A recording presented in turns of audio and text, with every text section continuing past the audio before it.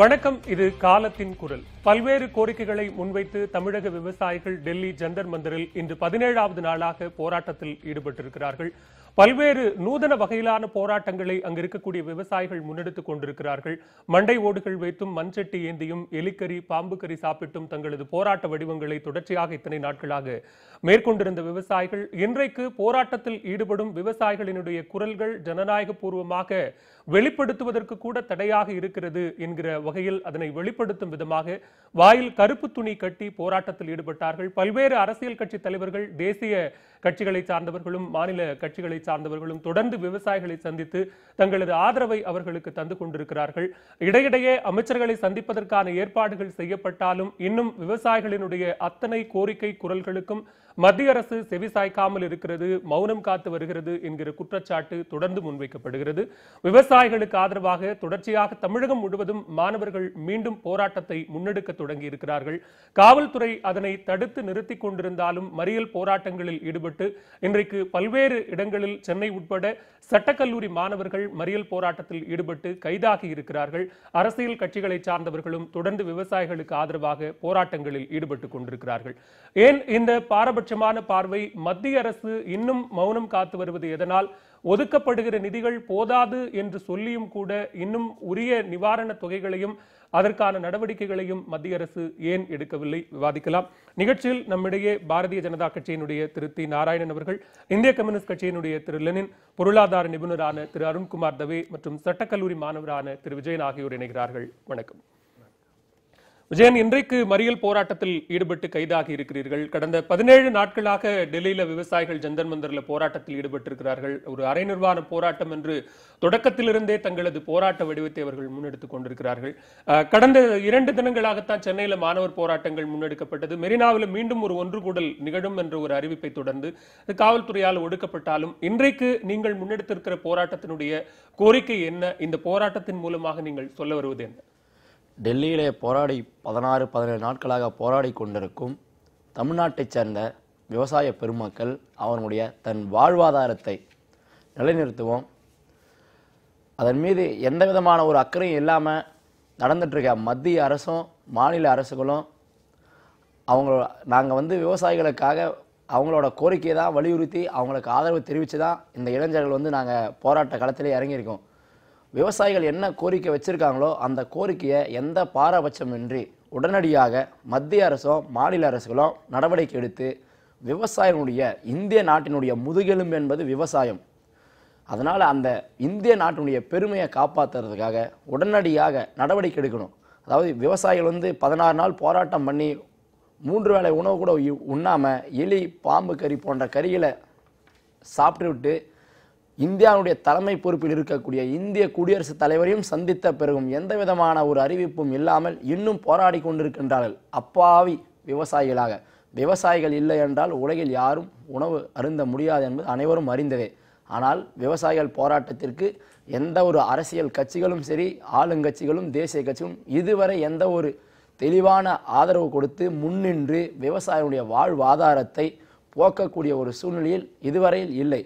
இந்தியாவில் நடைபெறுவது ஒரு அரசு ஆட்சி செய்கிறதா என்பதே ஒரு கேள்விக்குறியாகிவிட்டது. உச்சநீதிமன்றம் தீர்ப்பு கொடுத்தும் விவசாயிகளுடைய நலனை காக்க காவிரி மேலாண்மை வாரியம் அமைக்க வேண்டும் என்று உச்சநீதிமன்றம் தீர்ப்பு கொடுத்தும் மத்திய அரசிற்கு காதில் கேட்கவில்லை என்றுதான் நான் குற்றச்சாட்டு வைக்கின்றேன். மத்திய அரசு உச்சநீதிமன்றத்தினுடைய தீர்ப்பை மதிக்காததற்கு காரணம் என்ன? அந்த காரணத்தை இங்கு வெளிப்படுத்த வேண்டும். நதிகளை தேசியமயமாக்கப்பட வேண்டும். ஏன் மத்திய அரசு நினைத்தால் முடியாதது எதுவுமே இல்லை. ஒரு நாட்டினுடைய தலைமை பொறுப்பில் இருப்பது மத்திய அரசு.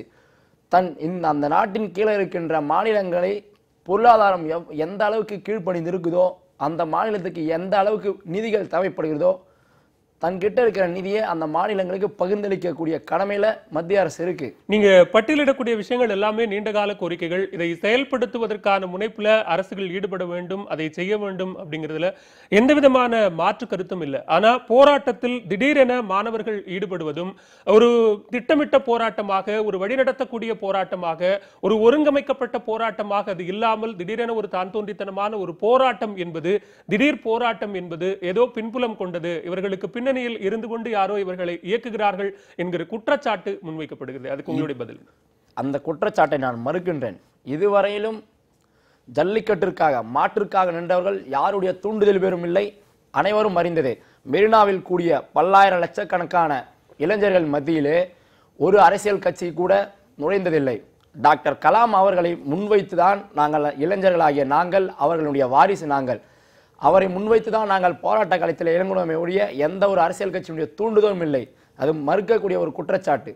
இன்றைக்கு என்ன நடந்தது? உங்களுடைய போராட்ட வடிவம் என்னவாக இருந்தது? காவல்துறையினுடைய நடவடிக்கை என்னவாக இருந்தது? இன்றைக்கு சட்டக்கல்லூரி மாணவர் விடுதி புருஷவாக்கத்திலிருந்து பேரணியாக நடந்து பிராட்வேயில் உயர்நீதிமன்ற வளாகத்தில் உள்ள சட்டக்கல்லூரியில் வகுப்புகள் புறக்கணிக்கப்பட்டு இன்று தேர்வுகள் நடைபெற்று கொண்டிருந்த போதிலும் நாங்கள் அதை பொருட்படுத்தாமல் ஒட்டுமொத்த மாணவர்களும் ஒன்று சேர்ந்து ஆலோசனை நடத்தி விவசாயிகளுக்காக நாம் ஆதரவு தர வேண்டும். நமது பிரச்சனை இது விவசாயிகளுடைய பிரச்சனை அல்ல, ஒட்டுமொத்த இந்திய நாட்டினுடைய மக்களின் பிரச்சனை. இதை சட்டக்கல்லூரி மாணவன் சமுதாயத்தை நல்வழிப்படுத்தக்கூடியவன் முதலில் கையில் எடுக்க வேண்டும். மக்களுக்கு இதனை பற்றிய ஒரு விழிப்புணர்வு கொடுக்க வேண்டும்.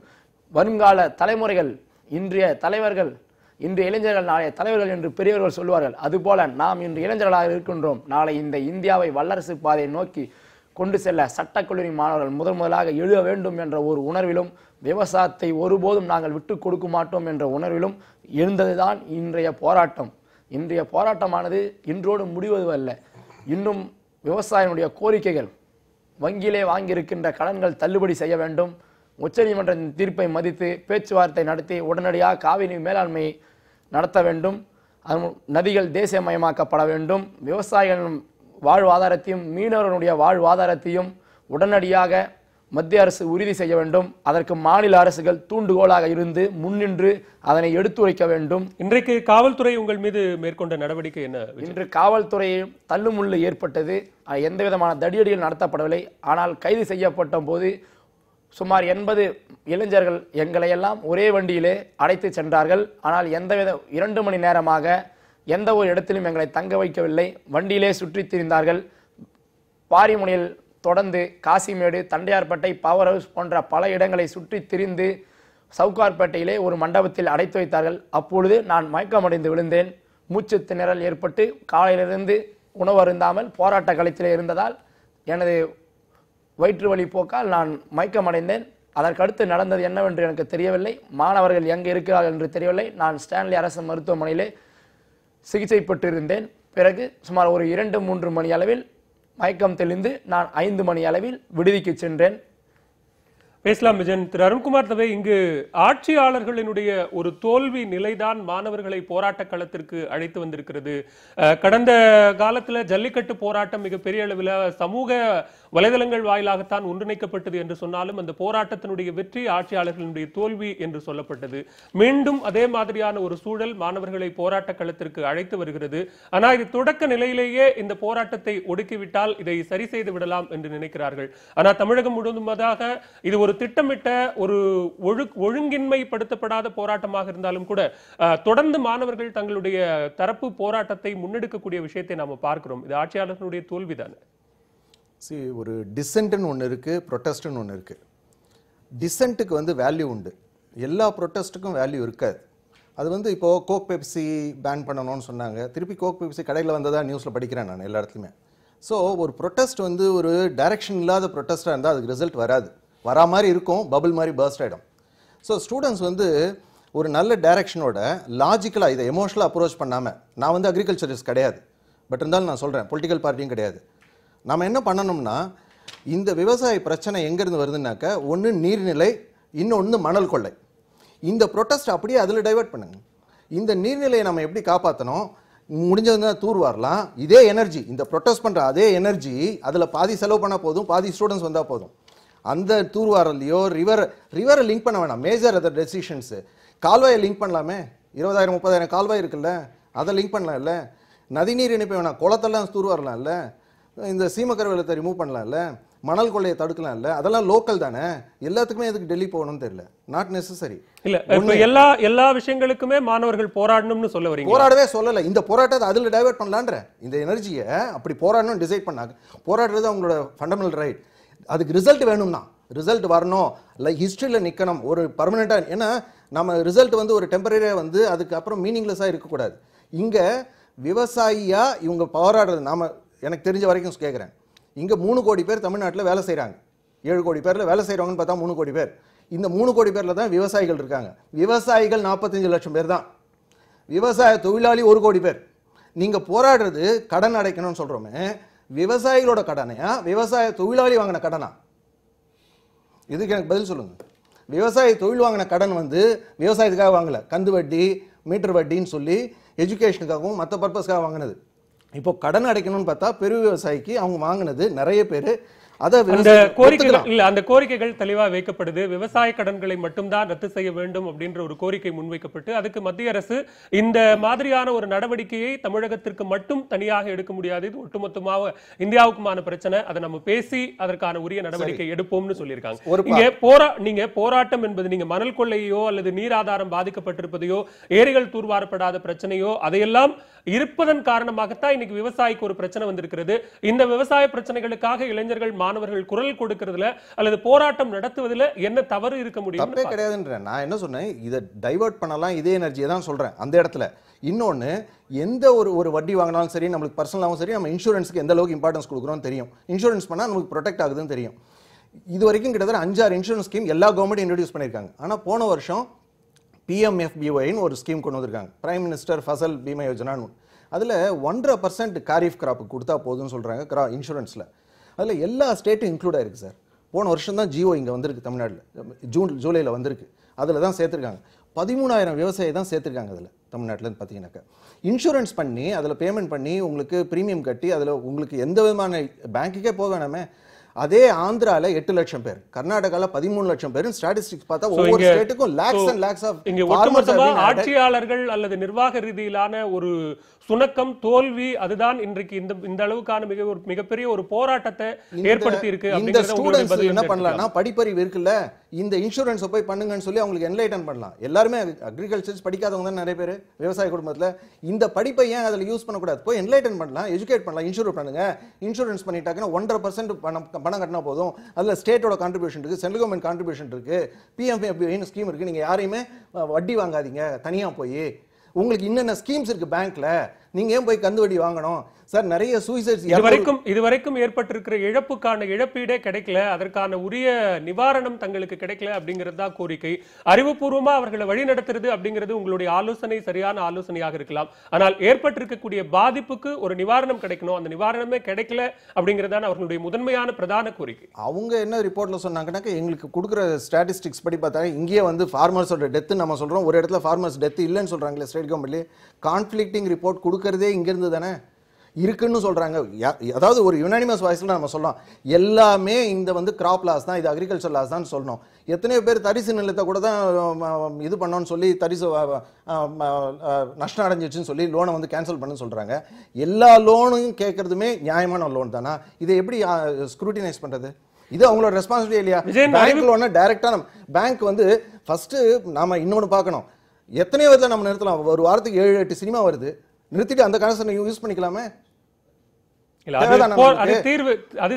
என்ன அவ்வளவு தேவையா சார் நம்மளுக்கு? ஒரு நாளைக்கு ஒவ்வொரு வெள்ளிக்கிழமையும் 10 சினிமா நம்மளுக்கு தேவையா? விஜயன், டாஸ்மாக் போகாம நீங்க அந்த பணத்தை யூஸ் பண்ணலாமே. அறிவுபூர்வமா வழிநடத்த வேண்டிய மாணவர்கள், படிக்கிற மாணவர்கள், படித்த இளைஞர்கள் அறிவுபூர்வமா விவசாயிகளை வழிநடத்தலாமே, அவர்களுக்கான ஆலோசனைகளை கொடுக்கலாமே. அதை தவிர்த்து விட்டு அவர்களைப் போலவே நீங்களும் போராட்ட களத்தில் இறங்குறது எந்த வகையில நியாயம் அப்படிங்கிறார். அறிவுபூர்வமா என்ன, எந்த அறிவுபூர்வமாக தான் விவசாயி நடந்து கொண்டு, ஒரு விவசாயி கந்து வட்டிக்கு தள்ளப்படுகின்ற அளவுக்கு அரசுகள் செயல்பட்டு கொண்டிருக்கின்றது. கந்து வட்டி வாங்குகிறான் என்றால் அவனுக்கு போதிய வசதிகள், வாய்ப்புகள், வாழ்வாதாரத்தை வந்து அரசுகள் ஏற்படுத்தப்படவில்லை. ஒரு பெரு விவசாயி கூட சூசைட் பண்ணிக்கல, எல்லாருமே சிறு விவசாயி தான். சிறு விவசாயிக்கு ஏன் பண்ணலனாக்க, பேங்க்ல லோன் எப்படி வாங்கணும்னு கூட தெரியாது அவங்களுக்கு. பேங்க்ல லோன் எப்படி வாங்கணும்னு சொல்லி கொடுக்கலாமே. பேங்க்ல லோன் வாங்குறது பாத்தீங்கன்னா சிறு விவசாயி. நம்ம கிட்ட இருக்கிற பெரு விவசாயி யாருமே சூசைட் பண்ணிக்கல. இந்த 200 சூசைட் சொல்றோமே எல்லா இடத்துலயுமே பாத்தீங்கன்னா சிறு விவசாயி. ஏன்னா அவங்க ஆக்சுவலா லேண்ட் இல்ல, அவங்க கிட்ட லேண்ட் எல்லாம் வந்து அவங்க ஏற்கனவே கொடுத்துறாங்க. நம்ம பிளாக் மணி என்னமோ சிட்டில ஆரிஜினேட் ஆகுறோம், பிளாக் மணி 80% ரூரல்ல தான் வருது. ஏன்னா அந்த கிராப் பூராத்தையும் அவங்க அதுலயும் ஒரு டிஸ்கிரிமினேஷன் இருக்கணுமா? பெரு விவசாயிகள், சிறு விவசாயிகள் அப்படிங்கிற ஒரு ஸ்டேட் கவர்மெண்ட் அது கவர்மெண்ட் பாலிசி இல்ல, அது பொலிட்டிக்கல் இஷ்யூ, அது கவர்மெண்ட் பாலிசி. சிறு விவசாயி, குறு விவசாயின்னு சொல்றதெல்லாம் யாருக்கு லோன் வாங்குறாங்க? முதல்ல நம்மளுடைய ஃபண்டமெண்டல் இஷ்யூ மிஸ்டேக் என்னன்னா, வேர்ல்டுல எல்லாருமே தான் அக்ரிகல்ச்சர் பண்றாங்க, நாமளும் தான் பண்றோம். அமெரிக்காலையும் அக்ரிகல்ச்சர் பண்றாங்க, இஸ்ரேலையும் பண்றாங்க, ஆஸ்திரேலியா பண்றாங்க. எல்லா இடத்துலயும் அக்ரிகல்ச்சர் சாப்பாடு உண்டு. இங்க மட்டும் ஏன் இவ்வளவு ப்ராப்ளம் வருது? என்ன ரீசன் தெரியுமா? நம்ம விவசாயத்தை உணர்ச்சி பூர்வம் மட்டும்தான் அனுபவிக்கிறோம். அதை ஒரு பிசினஸாவே பாக்குறதில்ல. நீங்க பிசினஸா பார்த்தா தான் பேங்க் லோன் கொடுக்கும். பிசினஸ் தானே சார் பேங்க். நாம விவசாயி ஒரு பண்றது சேவை, நீ சேத்துல கால் வைக்கலாம் எனக்கு சோத்துல, இதெல்லாம் நம்ம சொல்லிட்டு இருக்கோம் தவிர இதெல்லாம் எந்த விதத்துல அவங்களுக்கு யூஸ் ஆகுது இல்ல. விவசாயத்தோட அடிப்படையை புரிஞ்சுக்காம அவர் பேசுறாரு, வானத்திலிருந்து குதிச்ச மாதிரி. உண்மை அது இல்லை. விவசாயம் என்பது இயற்கை சூழலை, நீரை, மழையை எல்லாவற்றையும் பார்த்து செய்யக்கூடிய ஒரு தொழில். இது ஃபேக்டரி ப்ராடக்ட் மாதிரி பண்ண முடியாது. ரெண்டாவது விஷயம், இன்றைக்கு இந்தியாவாக இருந்தாலும் சரி, தமிழ்நாடாக இருந்தாலும் சரி, 100க்கு 70 விழுக்காடு மக்கள் அந்த நம்பி தான் இருக்கிறோம். அப்ப வேலை வாய்ப்புன்னு வர்ற போதும் 40% தான் சொல்லுது சார். 70% 52%. உங்க ஸ்டாட்டிஸ்டிக்ஸ் தப்புங்க. உங்க ஸ்டாட்டிஸ்டிக்ஸ் தப்புங்க. 42% உங்க ஸ்டேட் கவர்மெண்ட். உங்க ஸ்டாட்டிஸ்டிக்ஸ் தப்பு. முதல்ல உங்களுக்கு விவசாயத்தை பற்றி அறிவே கிடையாது. அதான் பிரச்சனை. நான் தான் சொல்றேன். நான் பேசுறேன். 42% அறிவு இல்ல. 42% விவசாயத்தை பற்றி என்ன விஷயம்? இல்ல ஒரே ஒரு உதாரணம். அதாவது விவசாயத்தை பற்றி அறிவு நான் சொன்னது மிக முக்கியமானது. இது எல்லாருக்குமே இன்னைக்கு இல்ல. ஏன்னா விவசாயத்தை பற்றி எழுத்தாளர்கள் பாத்தீங்கன்னா இந்தியா முழுவதும் 290 பேர் மிகப்பெரிய எழுத்தாளர்கள் பத்திரிகை எழுதுறாங்க. வெறும் 8 பேர் தான் விவசாயத்தை பற்றி எழுதுறாங்கன்னு சாய்நாத் போன்றவர்களே சொல்றாங்க. அப்போ இதை பற்றிய அறிவு பொது புத்திக்கே நமக்கு வர்றதில்லை. விவசாயிகள் ஏதோ தரிசை போட்டு ஒரு விஷயத்தை புரிஞ்சுங்க, கடனே நிலத்தை வச்சு தான். உங்களுக்கு எத்தனை ஏக்கர் இருக்கோ அதுக்கு தகுந்த மாதிரி தான் கடனே வாங்க முடியும். அது வங்கியா இருந்தாலும் கூட்டுறவா இருந்தாலும். நிலம் இல்லாமலாம் வாங்க முடியாது. யார் சொன்னா உங்களுக்கு? செட்டாடங்கள் கொடுத்து தான் நீங்க வாங்க முடியும். அதே மாதிரி நீங்க தரிசா போட்டுட்டு போய் வாங்குறீங்க அப்படின்னு சொல்றதே இது ரொம்ப அவமரியாதையான வார்த்தை, விவசாயத்தை அவமதிக்கிற வார்த்தை. இது உணர்ச்சிவசப்பட்டு நான் பேசல, உண்மை அது. சிட்டாடங்கள் இல்லாமல் எந்த கடனும் எந்த வங்கியிலும் கிடையாது. அந்த மாதிரியான ஒரு சிஸ்டம் அரசாங்கத்தால நகைக்கடன் வேறு, அது அரசாங்கத்தால நீங்க குறை சொல்லணும் அப்படின்னு இல்ல. அதான் சொல்ல வரேன். அரசு பண்ற பிரச்சனை என்னன்னா, நீங்க இப்ப வராக்கடன் கணக்கு வச்சிருக்கீங்க. எத்தனை 200 பெரும் முதலாளிகள், கோடீஸ்வரன், அவன் வாங்கின கடனை கட்ட முடியலன்னு தள்ளுபடி பண்றீங்க, அல்லது நீண்ட கால கடனா மாத்தி அதை காலி பண்ணிடுறீங்க. இந்த நாட்டில் கடந்த ஆண்டு மட்டும் 3 லட்சம் கோடி ரூபாய்க்கு பெரு நிறுவனங்களுக்கு வரி சலுகை பண்ணிருக்கீங்க. விவசாயம் அதிகபட்சம் நீங்க இந்த மாநிலம்னு எடுத்துக்கிட்டா 20,000 கோடி கடன். இந்தியா முழுக்க எடுத்துக்கிட்டீங்கன்னாக்கா ஒரு 1 லட்சம் கோடிக்குள்ளதான் வரும். இதை செய்யக்கூடாதா? நீங்க அதை தான் நீங்க பார்க்கணும். ஒரு தொழிற்சாலைக்கும் ஃபார்ம் செக்டாருக்கும் உள்ள வித்தியாசம் இருக்கிறது. இவன் வெயில்ல கடந்து உழைத்து ஒரு விவசாயி என்று எடுத்துக்கொண்டால் விவசாய எண்ணிக்கையை ஒரு குறைக்கிறார். மிக தவறானது. அதுதான் சொல்ல வரேன். நீங்க உங்க ஸ்டாட்டிஸ்டிக்ஸே தவறு. நான் சொல்ல வரேன், ஒரே ஒரு உதாரணம் சொல்றேன். இப்போ என் குடும்பம் விவசாய குடும்பம் என்றால் நான் ஆண் என்பதா என்ன விவசாயி ஏத்துக்கிறீங்க, ஆனா என் மனைவி விவசாயியாக ஏற்றுக்கொள்வதில்லை. அப்ப நீங்க இந்த கணக்கெல்லாம் பாத்தீங்கன்னா தற்கொலைகள்ல கூட அது அதிகம். இதெல்லாம் நான் மட்டும் சொல்லல, நிறைய விவசாய நிபுணர்கள் குறித்து ஆய்வு செய்து மாற்று திட்டங்களே முன் வச்சிருக்கிறாங்க. அப்ப விவசாயிகளுடைய தற்கொலை எண்ணிக்கை அதிகம். நீங்க வெறும் 3 லட்சம் பேர் தான் இறந்ததா இந்த 20 வருஷத்துல சொல்றீங்க. ஆனா அது 6 லட்சத்தை 5 லட்சத்தை தாண்டுகிறதுன்னு சாய்நாத் போன்றவர்கள் சொல்றாங்க. எம்எஸ் சுவாமிநாதன் அறிக்கை என்ன சொல்லுகிறது? விவசாயத்தை பொறுத்தவரை அவன் முதலீடு போடுறதை விட 50% அதிகமான லாபம் ஈட்டி தரணும். இந்த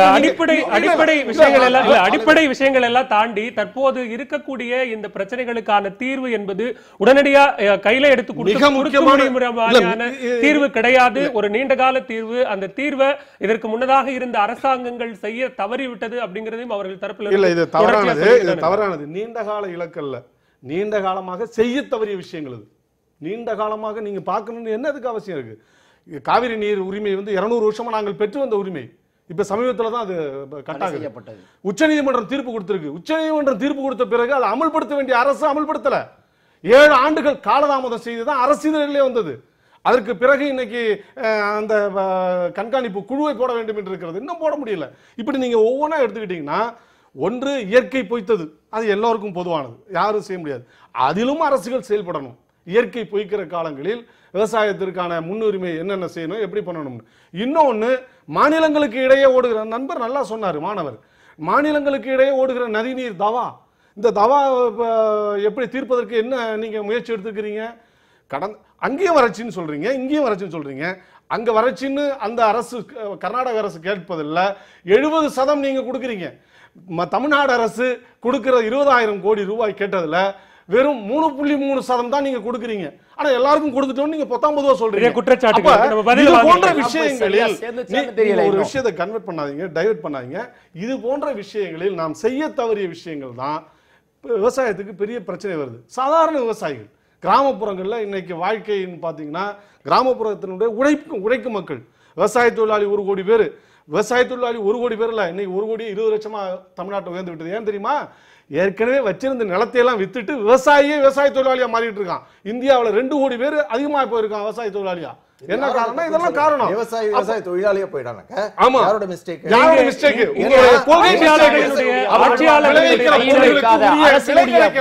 சப்சிடிஸ் கொடுக்கிற அமெரிக்காவுல ஒரு விவசாயி வாங்குகிற சப்சிடிஸ்ல 10% விழுக்காடு கூட இந்திய விவசாயிகள்.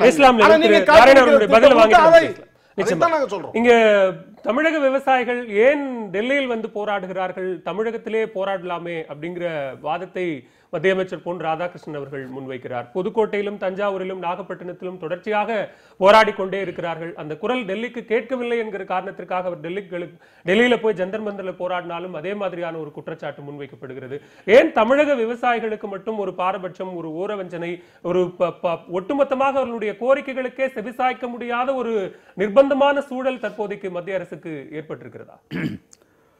மாநில பேரிடர் மேலாண்மை, அதாவது மாநில பேரிடர் நிவாரண நிதி அப்படின்னு ஒரு விஷயம் இருக்கு. அது வந்து ஒவ்வொரு வருடமும் பேரிடர் ஏற்பட்டால் இவ்வளவு பணம் ஒதுக்கப்படும். அதில் 75 விழுக்காடு மத்திய அரசு கொடுக்கும். மாநில பேரிடர் நிவாரண நிதிக்கு 25 விழுக்காடு மாநில அரசு கொடுக்கும். இதில் மாநில பேரிடர் நிவாரண நிதிக்கு 2015 2020 வரைக்கும் ஒதுக்கப்பட்டிருக்கிற தொகை 61,220 கோடி. இதில் மத்திய அரசினுடைய பங்கு 47,029 கோடி. இதில் தமிழகத்துக்கு இந்த 5 வருஷத்துக்காக ஒதுக்கப்பட்ட தொகை 3,751 கோடி. அதில் மத்திய அரசின் பங்கு 2,813 கோடியே 25 லட்சம், அதாவது 2,813 கோடி. இதில் தமிழக அரசின் பங்கு 937 கோடி. இந்த நிதியாண்டில் 679 கோடி தமிழக அரசுக்கு தமிழக மாநிலத்துக்கு ஒதுக்கி இருக்கிறாங்க. இதில் வந்து தமிழக அரசின் பங்கு 169.75 கோடி, மத்திய அரசின் பங்கு 509.25 கோடி. இது ஏன் சொல்ல வர அப்படின்னா, ஸ்டேட் டிசாஸ்டர் ரெஸ்பான்ஸ் ஃபண்ட் அப்படிங்கிற ஒரு விஷயம். இதுக்கு அடுத்து நேஷனல் டிசாஸ்டர் ரெஸ்பான்ஸ் ஃபண்ட், அதாவது தேசிய பேரிடர் நிவாரண நிதி. இதுலயும் வந்து ஒதுக்கீடுகள்லாம் இருக்கும். இப்போ முதல்ல இந்த விஷயமே சரியான புரிதல் இல்லை என்பதாகத்தான் நான் கருதுகிறேன். இதுல டிஎம் ஆக்ட்னு பேர், இருக்கு டிசாஸ்டர் மேனேஜ்மெண்ட் ஆக்ட் 2005. இதுல ஒரு குறிப்பிடப்பட்ட இந்த நிதியானது குறிப்பிட்ட சில விஷயங்களுக்காக, அவசர தேவைகளுக்காக, ஒரு பேரிடர் ஏற்பட்டால் அவசர தேவைக்காக செலவு செய்யப்பட வேண்டிய நிதி. இதில் தான் இப்போ சொன்னாங்க இல்லையா, தம்பி சொன்னாங்களா, இவர் லெனின் சொன்னாரா தெரியல, சில மாநிலங்களுக்கு அதிகமாக கொடுக்குறாங்க அப்படின்னு. இப்போ சமீபத்தில் கர்நாடகாவில் ஒரு 5,000 கோடி நம்ம கேட்டாங்க, அதுக்கு ஒரு 1,800 கோடி கொடுத்தாங்க. உடனே அதுக்கு பர்சன்டேஜ் கணக்கு போடுறாங்க. அது இல்லை விஷயம். நிறைய பேர் தமிழ்நாட்டில் குறுக்கிட மன்னிக்கணும், நம்ம கிட்ட புள்ளி விவரங்கள் நிறைய இருக்கு. இல்ல மக்களவையில பதிவு செய்யப்பட்ட விஷயங்கள் இல்ல, அதான் மக்களவையில பதிவு செய்யப்பட்ட விஷயங்களை கூட நீங்க புள்ளி விவரங்களா மீண்டும் பதிவு செய்யறதுல எந்த விதமான பிரச்சனையும் இல்ல. அப்படி ஒரு புரிதல் இல்லை என்கிற குற்றச்சாட்டு முன்வைக்கப்படுகிற நேரத்துல அந்த புரிதலை டெல்லியில போராடி கொண்டிருக்கிற விவசாயிகளுக்கு ஏற்படுத்துவதில் மத்திய அரசுக்கு அப்படி என்ன தடுப்பாக இருக்கு? அது வந்து மாநில அரசனுடைய கடமை. நான் மறுபடியும் சொல்றேன், இந்த புள்ளி விவரம் யாருமே பேசுறது இல்லை. 39,565 கோடி கேட்டிருக்கிறாங்க. யாரு? வறட்சி நிவாரண நிதிக்காக தமிழக அரசு கேட்டிருக்கிறாங்க.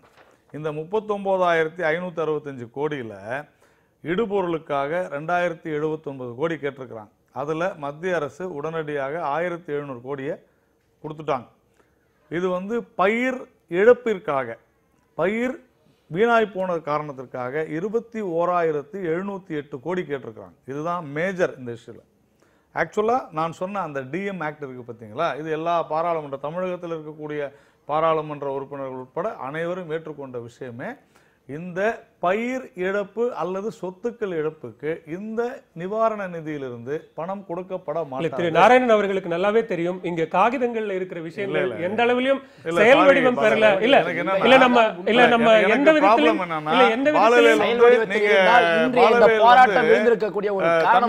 தம்பி பாலவேல் வந்து நாராயணன் நீங்க இப்படி பேசுங்கன்னு சொல்லிட்டீங்கன்னா அதுக்கேற்ற இல்ல மாதிரி அப்படியான எனக்கு எப்படி பேச தெரியுமோ எந்த நான் கட்டுப்பாடுகளும் இங்க இல்ல. இல்ல, அப்படி இல்ல, தாராளமாக நான் இல்ல தாராளமாக என்ன சொல்ல எல்லாருக்கும் வரேன்னா, தெரியும். நான் மறுபடியும் மத்திய அரசிடம் சொல்றேன். மாநில அரசு வைத்த கோரிக்கை என்ன என்கிற விஷயங்கள் காகிதத்தில் தெரியாது. இருக்கிறது. மத்திய அரசு என்ன தெரியாது. செய்தது என்கிற சரி, விஷயங்கள் நீங்க சொல்லுங்க. மீண்டுமாக நீங்க காகிதத்தில் சொல்லுங்க. இருக்கிறது. 39,000 அது விவசாயிகள் கோடிக்கு கையில breakup வந்து சொல்லுங்க. சேர்ந்ததா இல்லையா 39,000 அப்படிங்கறத கோடி கேள்வி. கேட்டாங்க. ஆனா மத்திய அரசு கொடுக்கல. இதுதானே கோரிக்கை. மத்திய அரசு கொடுக்க முடியாத பணத்தை கேட்கிறார்கள், தவறாக கேட்டிருக்கிறார்கள். நான் அதுதான் சொல்ல வரேன், புரிஞ்சுங்க. 39,000 கோடி இந்த ஆக்ட் படி கேட்கவே முடியாது. மாநில அரசு இருக்கிறது இல்ல, மத்திய அரசு தங்களால் தர முடியாது அப்படிங்கறது தீர்க்கமா திட்டவட்டமா எந்த இடத்திலும் சொல்லவே இல்லைங்க. நீங்க புரிஞ்சுக்கங்க, தேசிய பேரிடர் நிவாரண நிதியிலிருந்து 39,000 கோடி கேட்கிறாங்க. அதுல இந்த பயிர் இழப்புல 21,000 கோடி கேட்கிறாங்க. ஆக்சுவலா அதுபடி கேட்க முடியாது, கேட்க கூடாது. நம்ம பிரிச்சு தனித்தனி கோரிக்கைகளாகவே பாப்போம். நான் நம்ம வறட்சி சொல்றேன். நிவாரணத்தை பத்தி பேசுறோம். இல்ல, வங்கிகளினுடைய கடன்களை பொதுத்துறை வங்கிகளினுடைய கடன்களை தள்ளுபடி செய்யறதுக்கு மத்திய அரசுக்கு அங்கீகாரம் இருக்கு, அதிகாரம் இருக்கு. அதையே செய்யக்கூடாது. நான் ஒரு விஷயமா சொல்றேன், தயவு செஞ்சு கேளுங்க. இப்போ இதுல இந்த ப்ரொவிஷன் ஆஃப் ட்ரிங்கிங் வாட்டர் 52 கோடி, அசிஸ்டன்ஸ் டு அனிமல் ஹஸ்பண்டரி அதாவது கால்நடை வளர்ப்பு அண்டு வனத்துறை, இதுக்கு 346 கோடி ஒதுக்கி இருக்கிறாங்க. இதுல இவர் சொன்னார் பாருங்க, அந்த விவசாய தொழிலாளர்கள் அவங்களுக்கு 6,800 கோடி கொடுக்கணும்னு கேட்டிருக்கிறாங்க. இதுதான் 2வது நாளே மத்திய அரசு உடனடியாக இதுல வந்து ஒதுக்கல, இந்த காகிதம் படி ஒதுக்கல. ஆனா துறை சார்ந்து ஊரக வேலைவாய்ப்பு துறையின் மூலமாக உடனடியாக 100 நாள் வேலைவாய்ப்பு திட்டத்தை 150 நாளாக ஆக்கி அனைத்து தொகையையும் ஊரக வேலைவாய்ப்பு திட்டத்தினாலதான் இன்றைக்கு விவசாயிகளுடைய நிலை மிகவும் மோசமான நிலைக்கு தள்ளப்பட்டிருக்கு. ஊரக வேலைவாய்ப்பு திட்டத்தில் ஈடுபடுபவர்கள் வேலை செய்கிறார்கள். தம்பி அப்ப வேணாம்னு சொல்றீங்களா? அவர்களுக்கு இல்ல ஒரு நிமிஷம் பாலவேல். அப்போ கிட்டத்தட்ட அதுல 6,000 கோடி வந்துருது. நான் என்ன சொல்ல வரேன்னா, இந்த தேசிய பேரிடர் நிவாரண நிதியில எதை கேட்க வேண்டுமோ அதை பிரித்து இந்த அரசாங்கம் கேட்டிருக்க வேண்டும். ஒன்று. 2வது, சார் ஒரு விஷயம் சொன்னார், அருண்குமார் தவே. அவர் சொன்னதுல அந்த இன்சூரன்ஸ் 3,26,25,000 பேர் சென்ற வருடம் இந்தியா முழுவதும் காப்பீடு செய்திருக்கிறார்கள். இதுல அருகாமை மாநிலமாக மத்ததெல்லாம் கம்பேர் பண்றோம் இல்லையா? நம்ம ரொம்ப சிம்பிளா தமிழ்நாட்டை பத்தி பேசுவோம். 10 லட்சம் பேர் இங்க ஒதுக்கப்பட்டது வெறும் 1000 கோடி ரூபாய். எந்த அளவுக்கு வித்தியாசம் இருக்கு? இல்ல 8,800 கோடிக்கும் 1000 கோடிக்கும் வித்தியாசத்தை நம்ம பார்க்கலாம். நீங்க வந்து உங்களுக்கு பல்வலின்னு சொல்லிட்டு கண்டாக்டர் கிட்ட போவீங்களா? இல்ல அதுதான் இப்ப நம்ம நிவாரண இல்ல நம்ம நிவாரணத்தை பல்வலின்னு டாக்டர் கிட்ட தான போறேன். நான் கண்வலின்னு போய் டாக்டர் கிட்ட போறீங்கன்னா நடக்காது வேலை. ஒரு ஸ்டாட்டிஸ்டிக்கல் ரிப்போர்ட் கொடுப்பதன் மூலமாக விவசாயிகளுடைய பிரச்சனை தீருமா அப்படிங்கறது என்னோட கேள்வி. ஒரு பாலவேல் ஒரு மூத்த பத்திரிகையாளரும் கூட நான் வந்து தயவு செஞ்சு நான் இல்ல ரொம்ப சிம்பிள் தான் திருநாராயணன். நீங்க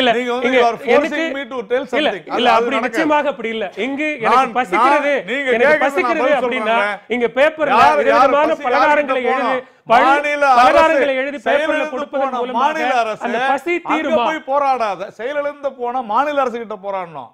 மாநில அரசு தவறாக வழிநடத்தி எந்த ஒரு கட்டத்திலும் மாநில அரசு செயலந்து எடுக்கிறதுங்கிற ஒரு கேள்வியை ஏன் மத்திய அரசு கேட்கவே இல்லையே? ஏங்க என்னங்க பேசுறீங்க? Agriculture is a state subject. போராடுறவங்க அங்க போக கூடாது. அவர்கள் முன்வைக்கக்கூடிய கோரிக்கைகள்ல நிறைய மத்திய அரசுக்கான சப்ஜெக்ட் இருக்கு.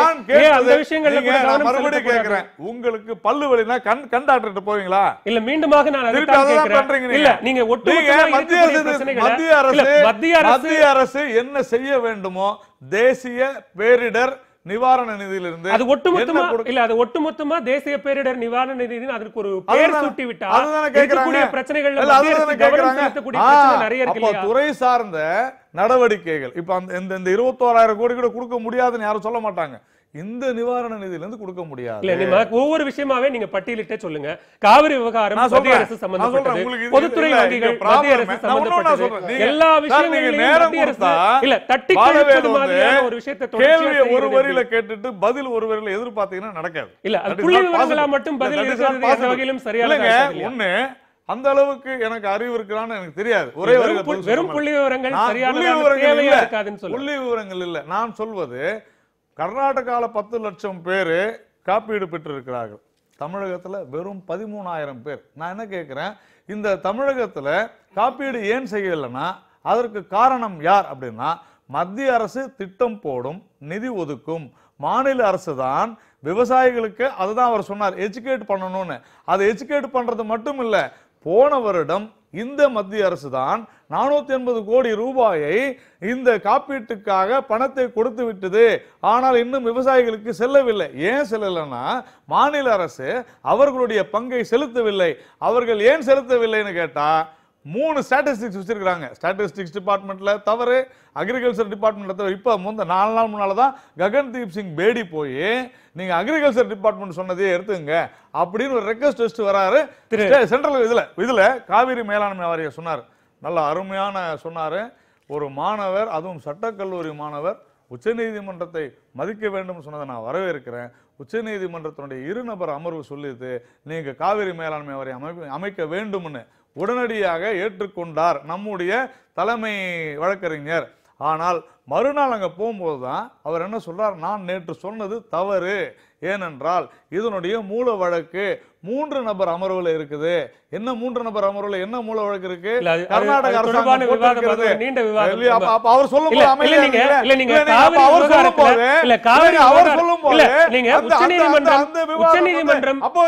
உச்சநீதிமன்றத்துல மத்திய அரசு பல்வேறு விவகாரங்கள்ல பல்வேறு விவகாரங்கள்ல மத்திய அரசு இல்ல உள்நோக்கமா எந்த வகையிலும் உள்நோக்கமா உச்சநீதிமன்ற தீர்ப்பை மத்திய அரசு மதிக்கவில்லை அப்படிங்கிற ஒரு குற்றச்சாட்டை அவர் வச்சார்னா நிச்சயமாக சொல்ல வேண்டாம்.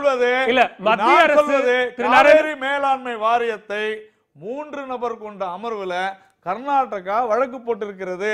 இதை அமைக்க கூடாது. அங்கதான் நாங்க சொல்றோம். இல்ல அங்கதான் சொல்றோம், நீங்கள் சட்டத்தை காரணம் காட்டி கர்நாடகாவிற்கு ஒரு சாதகமான சூழலை முன்னெடுக்கிறீர்கள்.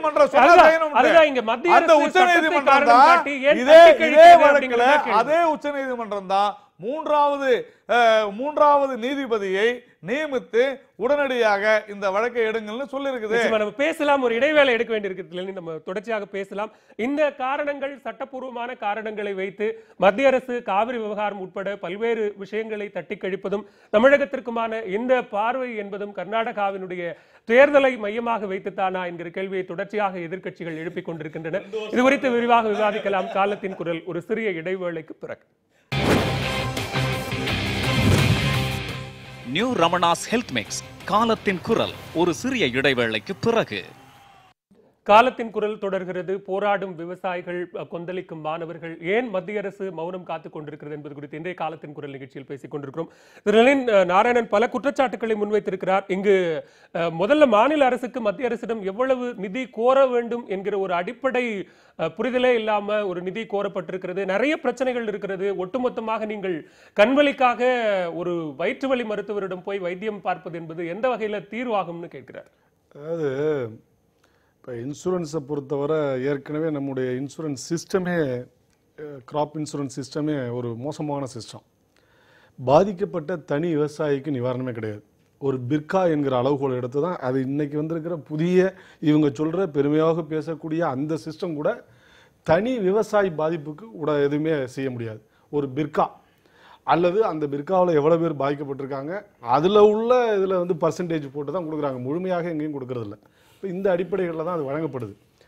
இந்த மத்திய அரசினுடைய இன்சூரன்ஸ் இதை வந்து பண்ண வேண்டிய அவசியம் மாநில அரசுக்கு இருக்குது, அதை சொல்லணும். ஆனால் மாநில அரசே ஒரு இன்சூரன்ஸ் இதை நடத்திக்கிட்டு இருக்காங்க. ஒரு ஏற்கனவே இருக்கிற ஒரு இன்சூரன்ஸ் சிஸ்டம் இருக்குது, அது மாநில அரசு தான் கட்டிக்கிட்டு இருக்காங்க பிரீமியத்தை. அந்த பிரீமியம் கட்டுற போது சில நேரங்களில் போன ஆண்டுக்கு உள்ளதே இந்த ஆண்டு கிடைக்கல. எனவே மாநில அரசை நாங்கள் விட்டுறதில்ல, அதையும் எதிர்த்து தான் இந்த விவசாயிகள் போராடிட்டு இருக்காங்க. கடந்த ஆண்டு 2015-16 உள்ள அந்த இன்சூரன்ஸ் இருக்கு பாருங்க, பாதிக்கப்பட்ட விவசாயிகள் அப்பயும் வறட்சி இருந்துச்சு, பல விஷயங்களில் பாதிக்கப்பட்டாங்க.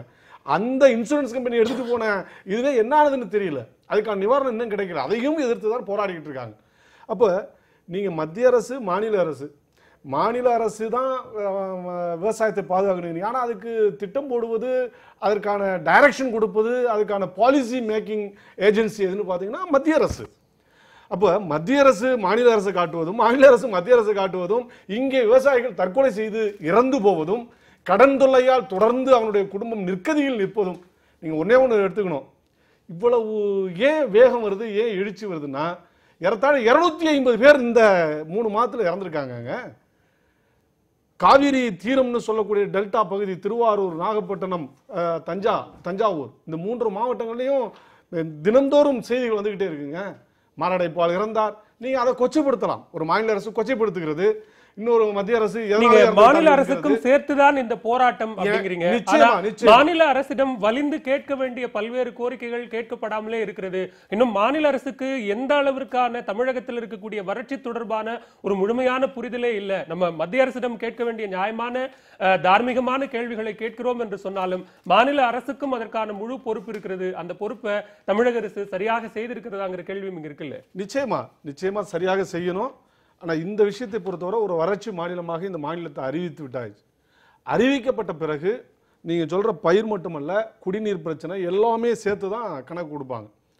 மத்திய அரசு என்ன பண்ணணும்னா தன்னுடைய தேசிய நிவாரண நிதியிலிருந்து இது கொடுக்கலாங்கிறதெல்லாம் விட இப்போது உண்மையான தேவை. நீங்க ஒரு விஷயம், வானம் பொய்த்ததால் மட்டும் இந்த வறட்சி வந்துடல. அதுதான் நான் குறிப்பிட்டு சொல்ல விரும்புறேன். காவிரி பொய்த்ததான் மிக முக்கிய காரணம். காவிரி பொய்த்தது முக்கிய காரணமாக தான் இப்போ டெல்டா பகுதியில் உணவு உள்ள இடங்களில் முழுவதும் வேலை வாய்ப்புலேருந்து விவசாயம் வரலையும் சுத்தமாக போயிடுச்சு. இப்போ குடிநீர் பிரச்சனையும் வந்துடுச்சு. இப்போ கூட உச்சநீதிமன்றம் 2000 கியூசக்கு தண்ணி விடணும்னு சொல்லியிருக்கு. தினந்தோறும் மறுத்து விட்டது ஒரு மாநில அரசு. அப்போ இது குறித்து யார் பேசுவது? இப்போ இதெல்லாம் காரணம். இப்போ விவசாயி போயிருக்காங்கன்னா மாநில அரசு இது செய்ய முடியாது. உச்சநீதிமன்றம் திருப்பி சொல்லிட்டுங்க, அதை அமல்படுத்த வேண்டியது மத்திய அரசு. ஒரு மாநில அரசு அடம்பிடிக்கிறது என்று சொன்னால் என்ன உபாயங்களை கையாண்டு காவிரி விவகாரத்திலையும் உச்சநீதிமன்றத்தை தான் மீண்டும் சொல்றாங்க. உச்சநீதிமன்றம் அதான் சொல்ல வர்றேன். அப்ப யாரை எதிர்த்து போராட முடியும்? ஒரு விஷயம், உச்சநீதிமன்றம் தான் அபெக்ஸ் கோர்ட், அவன் கொடுத்துட்டான். அமல்படுத்த வேண்டிய ஏஜென்சிஸ் யாருன்னு பாத்தீங்கன்னா மத்திய அரசு தான். மத்திய அரசு செய்ய தவறுகிற போது இப்ப குடிநீருக்கே பஞ்சம். நீங்க போய் பாருங்க, இன்றைய செய்தித்தாள்ல வந்திருக்கு 20 அடி தண்ணீர், நிலத்தடி நீர் குறைந்து போயிடுச்சு. அப்ப குடிநீர் பஞ்சம் வந்துடுச்சு. கிராமங்கள்லயே நீங்க பல இடங்கள்ல 4 நாள் 5 நாள் விநியோகம் இல்லை. இதெல்லாம் மாநில அரசுக்கு எதிராக மட்டும் நீங்க பார்க்க கூடாது. மாநில அரசு செய்ய தவறுகிறது உண்மை. ஆனா அதே நேரத்தில் இந்த பிரச்சனை, இந்த 2000 கியூசக் தண்ணி விடுவார்கள் என்றால் அட்லீஸ்ட் குடிநீருக்காக தண்ணீர் விடலாம்ல ஆத்துல. அதுக்கு வாய்ப்பு இல்லாமல் போச்சுல. அப்ப இதை யார் செய்வது? அப்ப இந்த பிரச்சனைகளெல்லாம் உள்வாங்கி பார்க்கிற போது நிச்சயமாக மத்திய அரசு தலையிட வேண்டும். நீங்க மற்றதுல தலையிடாம இருங்க. வறட்சி நிவாரணம், வறட்சி பாதிப்பு, அதனுடைய கொடூரம், இன்னும் அடுத்த 1 மாதம் 2 மாதத்துக்கு பிறகு எவ்வாறு நிலைமை இருக்குங்கிறது குறித்து மாநில அரசுக்கு தெரியல இல்லையா, உங்களுக்கு தெரிய வேண்டும். இந்தியாவில் இருக்கிற, தமிழ்நாட்டில் இருக்கிற எல்லா நதிகள், எல்லா அணைகளிலும் உள்ள நீர்நிலைகள் உங்களுக்கு வருது. நிச்சயமா அதை பல இடங்களில் கொடுத்துருக்கிறீங்க. உச்சநீதிமன்றத்தில் அந்த கணக்கெடுக்க கொடுத்துருப்பீங்க. அப்ப ஒரு மாநிலம் விடாபிடியாக எங்கள்ட்ட தண்ணி இல்லை, நாங்களும் வறட்சியில தான் இருக்கிறோங்கிறத நீங்க அதை வைத்து பார்த்து டேலி பண்ணி செய்யணும்ல. ஆனா அதை செய்ய மறுக்கிறீர்கள். தமிழகத்துல நிலத்தடி நீர் இல்லாது போனதற்கு காரணம் கடந்த 20 வருடங்களாக இரு கழகங்களும் மாறி மாறி இந்த ஆற்று மணலை கொள்ளையடித்துக் கொண்டிருப்பதால் தான். அந்த ஆற்று மணலை கொள்ளையடிக்கிறது பத்தி இன்னைக்கு போராடுற விவசாயிகள் பெரிய அளவில் யாரும் போராடல. முதல்ல அதுதான் நாம தொடர்ந்து சொல்லி கொண்டிருக்கிறோம். உண்மையிலேயே நானும் ஒரு விவசாய குடும்பத்திலிருந்து வந்தவன் தான். கிராமத்திலிருந்து, திருநெல்வேலி மாவட்டம் மேல நீலநல்லூர்லேருந்து வந்த ஒரு விவசாய குடும்பத்திலிருந்து வந்தவன் நான்ற முறையில சொல்றேன். இந்த தவறான புரிதல் என்று நான் சொல்வது, நிலத்தடி நீர் காணாம போனதுக்கு மத்திய அரசுக்கு சம்பந்தம் கிடையாது. மணல் கொள்ளை நடந்து கொண்டிருக்கிறது. அதை கேட்பதற்கு தமிழகத்தில் யாருக்கும் நாதி இல்லை, யாருக்கும் தைரியம் இல்லை. ஏன்னா இரு கழகங்களுடைய பங்கு அதுல இருக்குது, நேரடியாக குற்றம் சாட்டுறோம். காரணம் இன்னைக்கு வறட்சி என்பதற்கு காரணமே ஆற்று மணல் கொள்ளைதான். அதே போல தடுப்பாணைகள் எதையுமே கட்ட மாட்டேங்கிறாங்க. எவ்வளவு போன வருஷம் மிகப்பெரிய வெள்ளம் தமிழ்நாட்டில், ஆனா தண்ணியை யாரும் சேமிக்க முடியல. ஏன்? அப்படி ஒரு நிர்வாக மோசம். நான் என்ன சொல்ல வரேன், திரு நாராயணன் குறுக்கிட மன்னிக்கணும். ஒரு 3 ஆண்டு காலம் தேர்தல் வாக்குறுதிகள்ல இருந்து கடந்த கால பட்ஜெட் தொடங்கி எல்லாமே விவசாயிகளுக்கு சாதகமான, விவசாயிகளுக்கு ஆதரவான, விவசாயிகளுக்கான ஒரு பட்ஜெட் என்கிற முறையில் தான் அதை பாரதிய ஜனதா உருவகப்படுத்தியது. அது எக்ஸிக்யூட் ஆச்சா? அதன் மூலமாக ஏதாவது பலன் கிடைத்ததா? அப்படி ஒரு வறட்சி தமிழகத்தில் ஏற்பட்டிருக்கிறது. அதற்கு நீங்கள் குறிப்பிடக்கூடிய குற்றம் சாட்டக்கூடிய மணல் கொள்ளை தான் காரணம்னா மத்திய அரசுக்கு அதிகாரம் எடுப்பதற்கான தைரியம், இது அதிகாரம் நிறையவே இருக்கிறது. நீங்கள் சொல்வது சரியான கேள்வி நீங்க கேட்டிருக்கிறீங்க. கடந்த வருடம் இந்தியாவில் விவசாயம் 4.8% வளர்ச்சி அடைந்திருக்கிறது. வடக்கு மற்றும் மேற்கு மாநிலங்களில் இந்த விவசாயமானது வளர்ச்சியை எட்டி இருக்கிறது. ஆனால் தமிழகத்தில் மட்டும் ஏன் பொய்த்து போனது? இது மழையே இல்லைன்னு சொல்ல முடியுமா? ஃபோர்காஸ்ட்ல இருந்து அத்தனையுமே மழை வரும்ன்றாங்க. இன்னைக்கு தமிழக அரசாங்கம் என்ன சொல்கிறது, அதுல உணவு பற்றாக்குறையே இல்ல, அரிசி அதிகமா இருக்குதுன்றாங்க. சொல்றாங்களா இல்லையா? உங்களுக்கு ரிப்போர்ட் நீங்க உங்க தொலைக்காட்சியில காமிக்கிறீங்களா இல்லையா? ஆனா வறட்சின்னு சொல்றாங்க. நான் என்ன சொல்றேன், இதுக்கெல்லாம் காரணம் என்னன்னா, இந்த நிலத்தடி நீரை நாசமாக்கி இவர் 2000 கியூசஸ் எல்லாம் சொன்னார் இல்லைன்னு, நான் அதெல்லாம் ஒத்துக்கிறேன். ஆனா அந்த 2000 கியூசஸ் கொஞ்சம் நஞ்சம் திறந்து விட்டாங்க இல்லையா, அந்த திறந்து விட்டது கூட தஞ்சாவூருக்கு ஏன் போகலன்னா, இந்த மணலை வந்து தோண்டி தோண்டி எடுத்துட்டு போய் அது பள்ளமானதால் தான்.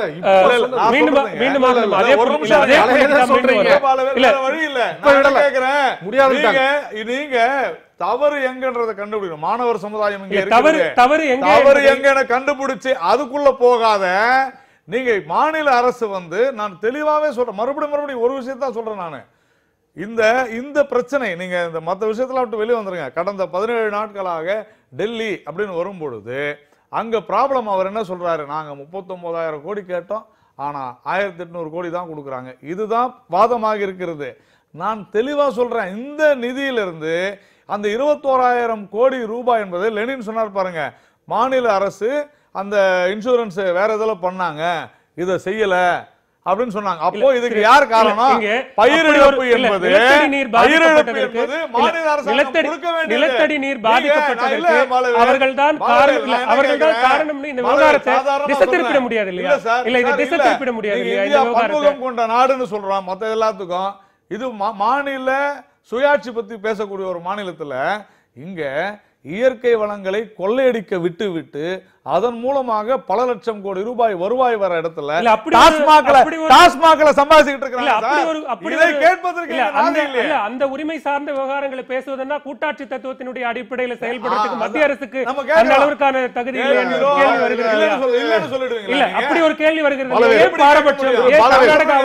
ஏன் கர்நாடகாவுக்கு ஒரு பார்வையும் தமிழகத்திற்கு ஒரு பார்வையும், ஏன் இருவேறு பார்வைகள்? நீங்க தவறா சொல்றீங்க. அதுவும் இல்ல, நீங்க சொல்றது காவிரி விவகாரம். காவிரி விவகாரத்துல இந்த அரசாங்கம் வந்த ஒரே ஒரு முறைதான் அந்த வழக்கு வந்திருக்கிறது, காவிரி வழக்கு. இல்லன்னு யாராலும் மறுக்க முடியாது. நான் வந்து ஆவணத்தோட பேசுறேன். மத்திய அரசு இந்த விஷயத்துல முனைப்பு காட்ட முடியாதா? முடியாது.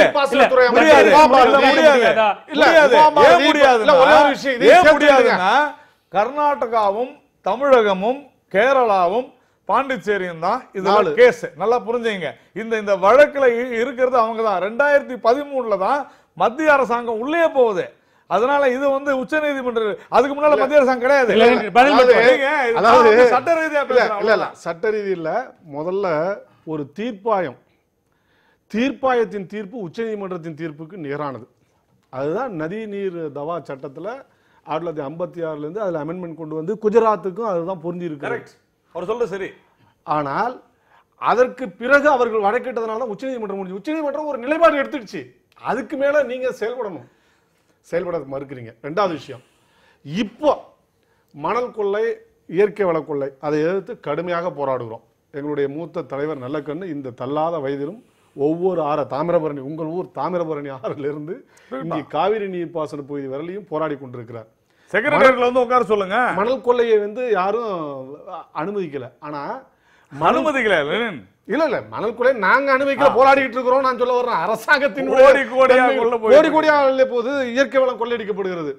அதற்கு சற்றும் சளைக்காக தான் நியூட்ரினோ திட்டம், அதற்கு இந்த நெடுவாசல் திட்டம், ஹைட்ரோ கார்பன். அப்ப இந்த ஹைட்ரோ கார்பன் திட்டம்னு வர்றபோது உங்களுடைய அரசு என்ன நிலைப்பாடு எடுத்தீங்க? இன்னும் சொல்ல போனா ஒரு வளமான பகுதி, நிலத்தடி நீர் இன்னைக்கும் அதிகம் இருக்கிற ஒரு பகுதி நெடுவாசல், ஒரு வளமான பகுதி, பழைய தஞ்சை மாவட்டத்தின் கீழ் வந்த ஒரு பகுதி, எப்பயும் பசுமையாக இருக்கும். இப்ப இந்த ஹைட்ரோ கார்பன் திட்டத்தின்படி நீங்க எடுக்கிற போது என்ன வரும்? நீர் அடியில போய் எடுக்கிறீங்க. அதுக்கப்புறம் ஹைட்ரோ கார்பனை நீங்க எடுக்கிற போது அந்த வாயு மீத்தேன் வாயு தான் அதனுடைய காம்போனன்ட் தான். அதை எடுக்கிற போது என்ன ஆகும்? அமெரிக்காவில் ஏன் எடுத்த இடத்துல எல்லாம் தடை பண்ணி நிறுத்திருக்கிறான்? ஏன்னா அங்க மிகப்பெரிய இயற்கை இடர்பாடுகளை ஏற்படுத்தியது. பல நாடுகளில் இது தடை செய்யப்பட்டது. இப்போ ஒரு தனியார் நிறுவனத்திற்காக மறுபடியும் நீங்க வக்காலத்து வாங்கி கொண்டு ஒப்பந்தம் மட்டும் போடுகிறோம், நாங்கள் எடுக்க மாட்டோம். முதல்ல எடுக்க மாட்டோம். இப்போ ஒப்பந்தத்தில் 31 இடங்கள் பட்டியலிடப்பட்டிருக்கிறது. இது மட்டும் என்ன? மணல் கொள்ளையினால் நிலத்தடி நீர் போகுதுன்னா இது போன்ற திட்டங்களால், மீத்தேன் திட்டங்களால், ஷேல் கேஸ்னால், ஹைட்ரோ கார்பனால் நிலத்தடி நீர் முற்றாக அழியுமே, அதை பற்றி கவலைப்பட வேண்டாமா? இது மாதிரியான விஷயங்களை பார்க்கிற போது ஒரு ஒட்டுமொத்தமான விவசாய பிரச்சனை என்று வருகிற போது அதற்கு எதிராக எழுச்சியாக இன்னைக்கு இளைஞர்கள் கிளம்பி வர்றாங்க, அதற்கு ஆதரவாக மாணவர்கள் வர்றாங்க. என்ன தப்பு? பலவேலாம் சுருக்கமா அவங்களும் பேசணும், அதனால சுருக்கமா சொல்லிடுறேன். இந்த நெடுவாசலை பொறுத்தவரையில அந்த திட்டம் தவறான திட்டம் என்று நாங்கள் சொல்லவில்லை. அந்த திட்டம் சரியானதுதான்.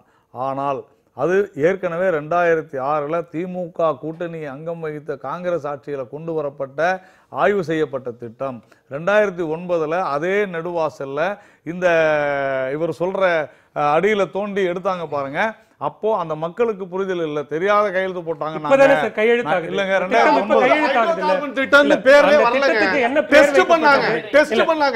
இல்ல ஒரே ஒரு கிளாரிட்டி, அந்த பகுதி மக்களிடம் என்ன சொல்லப்பட்டது? இல்ல பலவே ஒரே ஒரு கிளாரிட்டி, அன்னைக்கு வந்து டெஸ்டிங் ஆய்வுகள் மட்டும் தான் நடத்துனாங்களே, ஓஎன்ஜிசி மூலம் இங்க மட்டும் இல்லங்க, நாகை, திருவாரூர், தஞ்சாவூர் போய் முழுக்க எடுத்தாங்க. அது என்னன்னா டெஸ்டிங். டெஸ்டிங்ல நீங்க ஆய்வு பண்ணி எங்கேயுமே சொல்லல, சொல்லிருந்தா மக்கள் எதிர்த்து போராடி இருப்பாங்க. ஆனா நீங்க டெஸ்டிங்னு பண்ணிட்டு இப்ப வெளிப்படையா ஆய்வுகள் மட்டும் தான் மேற்கொள்ளப்பட்டுச்சு. 2006 இருக்கக்கூடிய அத்தனை ஆவணங்களும் என்கிட்ட இருக்குது. 2006 ஹைட்ரோ கார்பன் சொல்றாங்க.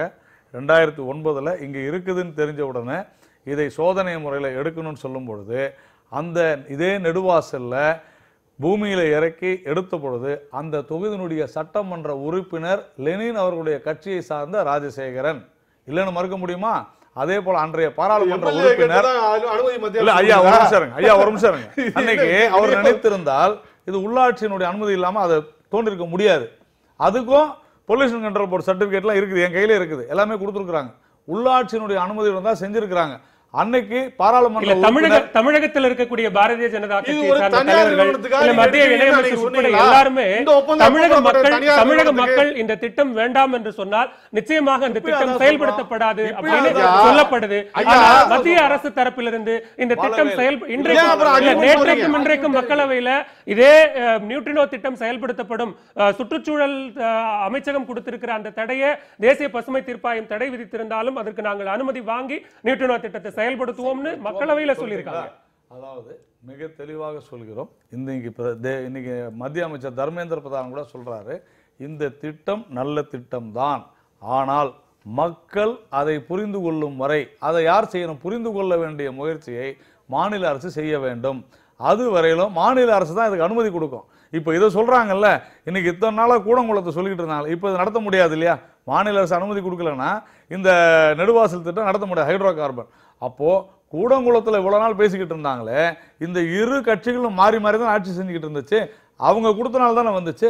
அப்போ திட்டமிட்ட ரீதியில இவங்க எப்பெல்லாம் ஒரு கட்சி ஆளுகிறதோ அப்பெல்லாம் இதுக்கு அனுமதி கொடுக்குறாங்க, எப்பெல்லாம் எதிர்கட்சி வரும்போதோ அப்பெல்லாம் எதிர்க்கிறாங்க. இது திட்டமிட்ட ரீதியில இந்த இரு கழகங்களும் தொடர்ந்து செய்து கொண்டிருக்கிற வேலை. மத்திய அரசுக்கு இதுல எந்த பங்கு இல்ல.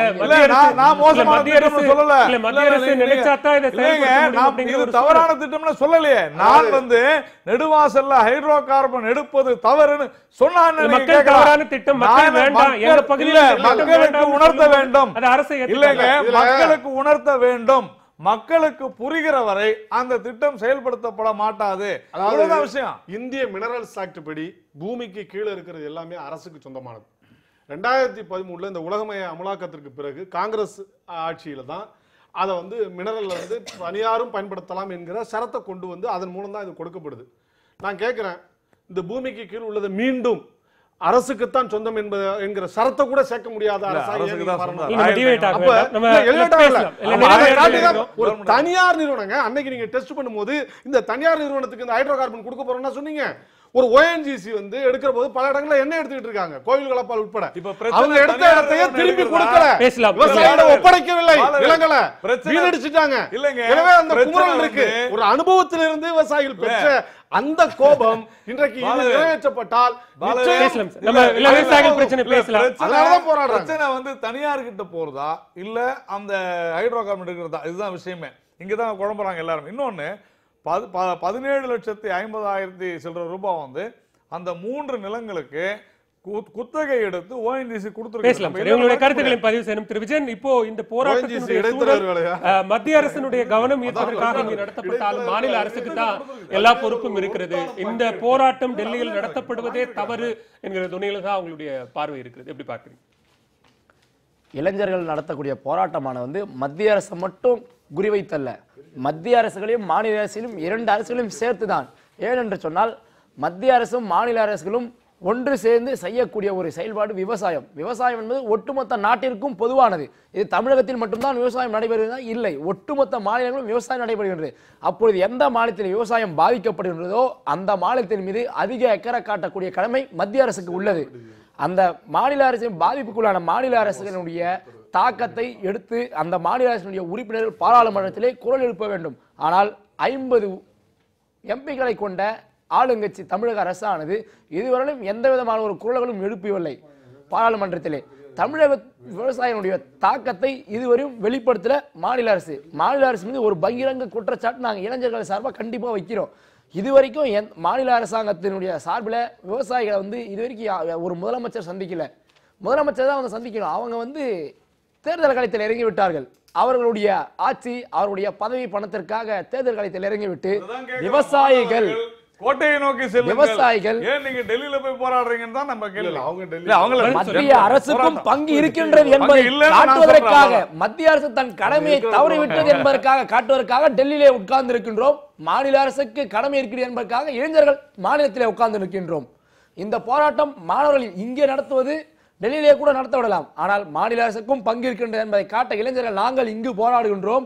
எங்கள் பெற்றோர்கள் தந்தையர்கள் எல்லாம் டெல்லியிலே மத்திய அரசுக்கும் அந்த அதிகாரம் இருக்கின்றது, அந்த கடமை இருக்கின்றது என்பதை உணர்த்துவதற்காக டெல்லியிலே போராடுகின்றார்கள். அடுத்த கட்டமாக உங்களுடைய போராட்ட வடிவங்கள் என்ன? உங்களுடைய அடுத்த நிலைப்பாடு, அடுத்த கட்ட நிலைப்பாடு என்னவாக இருக்கும்? போராட்ட வடிவங்கள் ஜல்லிக்கட்டிற்காக எத்தனை நாட்கள் நாங்கள் வெற்றியடைய எத்தனை நாட்கள் நாங்கள் மெரினாவில் கூடியிருந்தோமோ அதுபோல எங்களது தமிழ்நாட்டினுடைய விவசாயினுடைய கோரிக்கைகள் நிவர்த்தி செய்யப்படும் வரை மத்திய அரசாக இருந்தாலும் மாநில அரசாக இரு அரசுகள் என்றைக்கு ஒன்று சேர்ந்து ஆலோசனை நடத்தி விவசாயினுடைய வாழ்வாதாரத்திலையும் மீனவர்களுடைய வாழ்வாதாரத்தையும் போக்குகின்றதோ அதுவரை இந்த போராட்டம் தொடரும். போராட்டம் கைவிடும் என்ற எண்ணம் ஒரு துளி இளைஞர்களுக்கும் கிடையாது. திரு அருண்குமார் துவே, இங்க நீங்க சொன்ன மாதிரியான பிரச்சனைகள் இருக்கிறது அப்படின்னாலும் கூட அதை சேனலைஸ் பண்ண வேண்டிய பொறுப்பு என்பது மத்திய அரசுக்கும் இருக்கிறது, மாநில அரசுக்கும் இருக்கிறது. அது சரியாக செய்யப்பட வேண்டும். கோரிக்கைகளுக்கு முதல்ல இங்க செவிசாய்க்கப்பட வேண்டும். இந்த கோரிக்கைகள் வெறும் ஏட்டளவில் இருந்து விடக்கூடாது. அதை செயல்முறைப்படுத்தணும் அப்படின்னா அதுல இருக்கிற சாதக பாதகங்களையும் நாம் ஆய்வு செய்ய வேண்டும். என்ன செய்யணும் சுருக்கமா? எல்லாத்துக்குமே போராட்டம் ஒரு சொல்யூஷனாக முடியாது. நிறைய இடத்துல பார்த்துருக்கோம். அண்ட் நம்ம ஸ்டேட்டில் பார்த்தீங்கன்னா 2000 வருஷம் முன்னாடி இதே லேண்டில் தான் அக்ரிகல்ச்சர் ஆயிருக்கு இல்லையா, சங்கம் பீரியடில். அப்போவும் இப்போவும் கம்பேர் பண்ணிங்கன்னா இவ்வளோ டெக்னாலஜி, சப்சிடிஸு, யூரியா, எலக்ட்ரிசிட்டி எல்லாம் வந்ததுக்கப்புறம் ப்ரொடக்ஷன் ஒரு ஏக்கரில் ஏறலை, 20% குறைஞ்சிருக்கு. அதாவது 1 கிலோ விளையிற இடத்துல இப்போ 200 கிராம், 100 கிலோ இடத்துல 20 கிலோ அவ்வளோதான் வருது. அதனால் ஒரு விதத்துமே நம்ம டெவலப் ஆகலைன்றது தான் ஃபேக்ட். ரெண்டாவது, லேண்டுங்கிறது அக்ரிகல்ச்சருக்கு மட்டும் கிடையாது. எப்போவுமே அது நம்ம ஒரு எமோஷனலாக இல்லாமல் நான் சொல்கிறேன், இண்டஸ்ட்ரிக்கும் சேர்த்து தான். எவ்வளோக்கு எவ்வளோ நம்ம ஒரு ஸ்டேட்டில் ப்ரொட்டஸ்ட், ஸ்டாட்டிஸ்டிக்ஸ் படி தமிழ்நாட்டில் தான் ஹையஸ்ட் ப்ரொட்டஸ்ட் வந்திருக்குன்னு சொல்கிறாங்க. எவ்வளோக்கு எவ்வளோ ப்ரொட்டஸ்ட் எல்லாம் ஜாஸ்தியாக இருக்கோ அவ்வளோக்கு எவ்வளோ ஃபியூச்சரில் இண்டஸ்ட்ரீஸும் கம்பெனிஸும் வரத்துக்கு ரொம்ப ஹெசிடேட் பண்ணுவாங்க. இது நாம் யோசிச்சு செய்யணும். இந்த ஸ்டேட்டில் இது மட்டுமே போதுமா, அக்ரிகல்ச்சர் மட்டுமே போதுமா அப்படின்னு. அடுத்தது காவிரி. நீங்க சொன்ன மாதிரி எமோஷனலாவே பார்க்க வேண்டாம். விவசாயம் நடக்கிற இடத்துல தான் விவசாயம் நடக்கிற இடத்துல தான் ஒரு தொழில் நடத்தப்பட வேண்டுமா?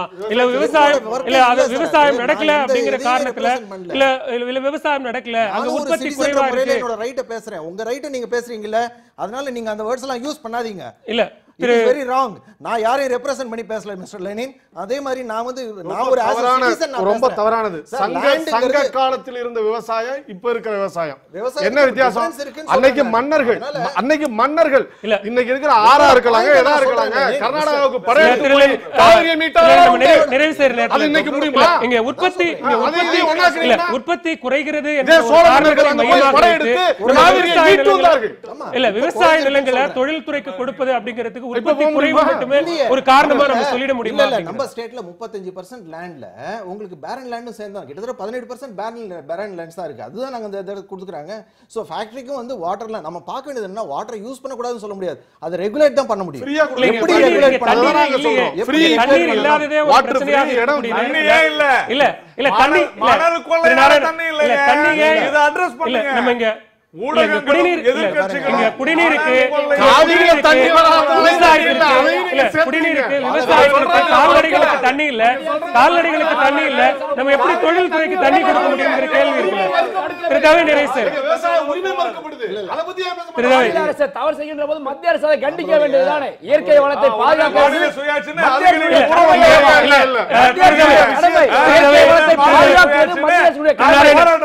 நிறைவு செய்யற நேரத்தில் ஒரே ஒரு கேள்விதான். இங்க குடிநீருக்கும் கால்நடைக்கும் விவசாயத்திற்கும் அடிப்படை தேவைகளுக்குமே தண்ணீர் இல்லாத போது ஒரு பாட்லிங் பிளான்ட் போட்டு முழுவதுமாக தாமிரபரணியிலிருந்து தண்ணி எடுத்து ஒரு நிறுவனத்தால, தனியார் நிறுவனத்தால தண்ணீர் கொடுக்க முடியும்னா அப்ப அதுவே தண்ணீர் பிரச்சனையாக ஏன் அதை உற்பத்தி பாதிப்பாக ஏன் காரணம் காட்டணும்னு நான் என்ன சொல்றேன், கோர்ட்டே ஜட்மெண்ட் கொடுக்குது. ரெண்டாவது நம்மளுடைய நம்ம விர்ச்சுவல் வாட்டர் ஒரு கிலோ அரிசி பண்ணணும்னா கிட்டத்தட்ட 5000 லிட்டர் தண்ணி ஆகுதுன்னு சொல்றாங்க. இந்த மறை நீர்னு சொல்லி இப்போ எல்லா இடத்துலையும் சொல்லிட்டு இருக்காங்க. ஒரு ஆகுது இல்லையா, ஒரு கிலோ அரிசிக்கு 5000 லிட்டர். ஆனா நேஷனல் அவரேஜ் 700 லிட்டர்ஸ்னு சொல்றாங்க. அந்த மாதிரி பாத்தீங்கன்னாக்கா அக்ரிகல்ச்சருக்கு நம்ம யூஸ் பண்ணிட்டு இருக்க வாட்டர் வந்து லெவல் வந்து ரொம்ப ஜாஸ்தி. ஏன்னா ஒரு பிரிசிஷன் ஃபார்மிங்கோ இல்ல அந்த மாதிரி ஃபார்மிங் டெக்னாலஜி எல்லாம் இந்த லாப நட்ட கணக்குனால தான் இன்னைக்கு விவசாயிகள் இந்த நிலைக்கு தள்ளப்பட்டிருக்காங்க. இந்த நிலை அவங்களுக்கு ஏற்பட்டிருக்கிறது. அந்த வழக்குல தாமிரபரணி வழக்குல இந்த மாநில அரசு சொல்லுது நாங்க வந்து எக்ஸஸா இருக்கிற வாட்டர் தான் கொடுத்துருக்கோம். அப்புறம் அதுக்கு நீங்க எங்க இருந்து பிஜேபியும் மத்திய அரசையும் மோடி எங்க இருந்து கொண்டு வராங்க? மாநில அரசு கேள்வி கேட்டு சேர்த்து தான் பேசுவோம்.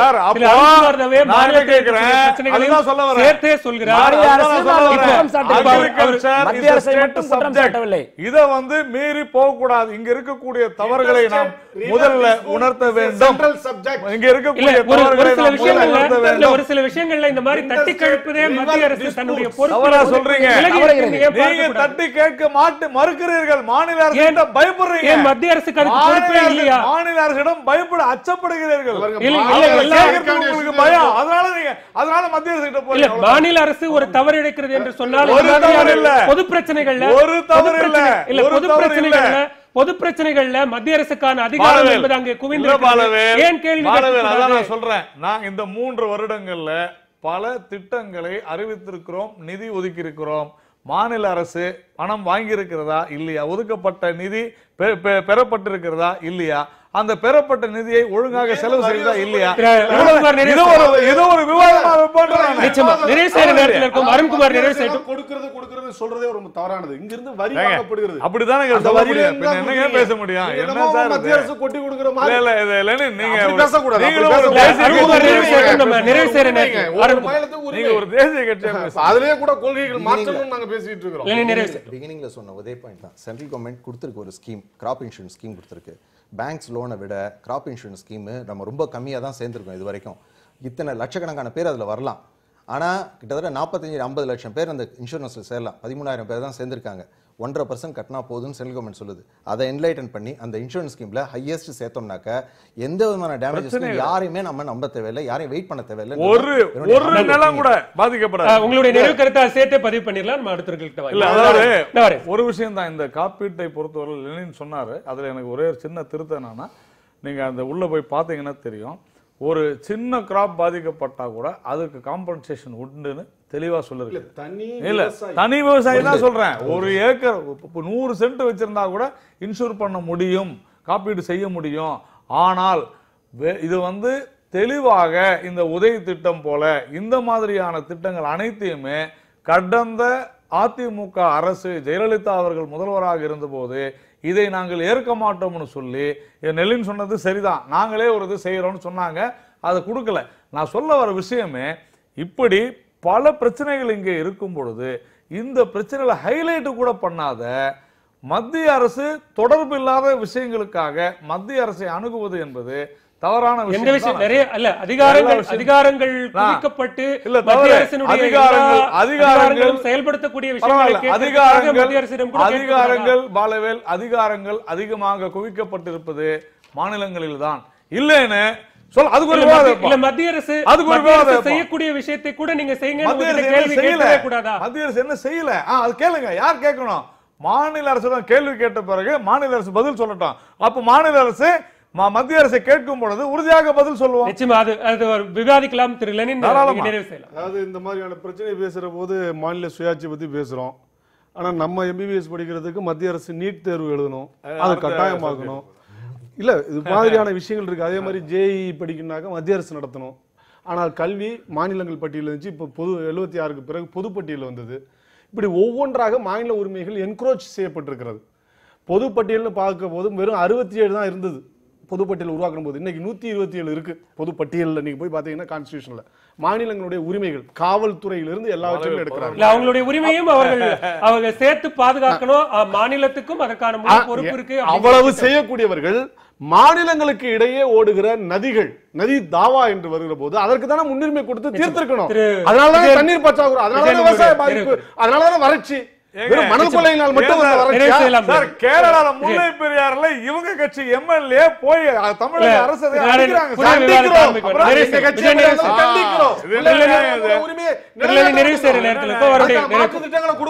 இவர்கள் எல்லாம் மாறி மாறி குற்றம் சாட்டி கொண்டிருக்கிறார்களே தவிர இந்த இந்தியாவில் இருக்கக்கூடிய பிரச்சனைகளை யாரும் காதில் போட்டுக் கொள்வதில்லை. மாறி மாறி குற்றம் சாட்டுகிறார்களே ஒழிய இந்தியாவில் இருக்கக்கூடிய பிரச்சனைகளை நான் முன்னின்று தீர்த்து வைக்கின்றேன், இந்த நாட்டை நான் நல வளமாக கொண்டு செல்கின்றேன், யாரும் உறுதிமொழி ஏற்பதில்லை.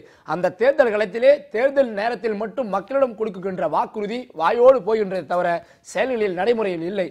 அவ்வாறு செயலிலே இருந்தால், நடைமுறையில் இருந்தால் இது போன்ற பிரச்சனைகள் ஒருபோதும் ஏற்படாது. நன்றி. நிகழ்ச்சியில் பங்கேற்று உங்களுடைய கருத்துக்களை பகிர்ந்து கொண்ட நால்வருக்கும் நன்றி. மீண்டும் ஒரு காலத்தின் குரல் நிகழ்ச்சியில் சந்திப்போம். நன்றி, வணக்கம்.